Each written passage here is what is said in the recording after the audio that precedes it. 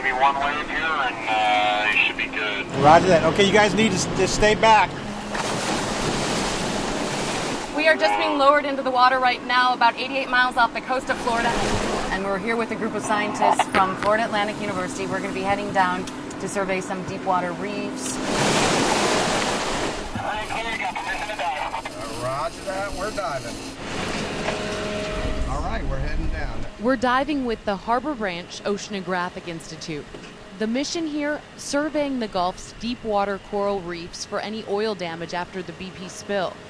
Any negative results could be used for a government lawsuit against BP. Yeah, we are on the bottom. Our depth is about 140 feet. So as we're gliding along here, it almost looks like you're swimming through the water, but we've got 5 1/4 inches of plexiglass holding us in here. Chief Scientist Shirley Pomponi rides in the back of our 4-person sub.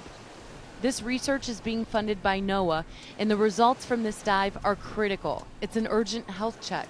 I think people tend to think that the deeper you go, these deeper wells, there's nothing living down there. Look around you, Amber, you can see there's a lot living down here. Those little dots you see floating are little mini jellyfish. Tiny jellies. Got a school of fish swimming right alongside us. These reefs are known as the rainforests of the sea because of their potential in life-saving medicines. Some really interesting sponges that have produced novel chemicals that have activity against certain types of cancer, like pancreatic cancer, or colon, or breast cancer. And one sponge in particular that we're working on right now is a glass sponge that's found in deep water. Pomponi says this reef gets a clean bill of health for now, but it's still a rush to collect as many samples as possible for a baseline in case oil reaches the reef in the near future. So you guys are kind of like the crime scene investigators of the ocean. I guess so. The CSI of the ocean. We're doing the before and the after. CSI of the ocean, before and after. We're going to collect the sample of red algae. We're using this tube right now that looks like the end of a vacuum cleaner to suck up some algae. Okay, so got those on board back again.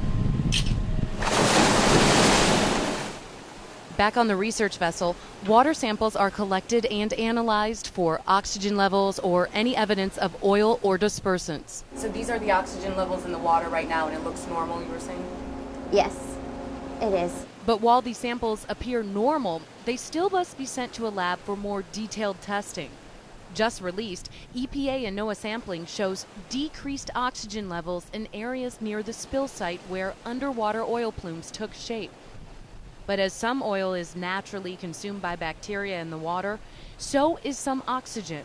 And the movement of these oil plumes worries scientists studying these reefs. The oxygen levels decrease substantially, and it's harmful for like marine mammals and fish because they need oxygen to live. So that's why So it'd be similar to not having a lot of oxygen in the air we breathe. Exactly. Above water. Right. While fish and mammals can swim to safety, coral reefs don't move. That's why samples from our sub trip could also hold important clues. So we're in what is kind of like a police department crime scene. In this room, they're extracting tissue for DNA samples, but instead of using humans, they're using sponge tissue, coral tissue. So this is a sponge we're collecting tissue from.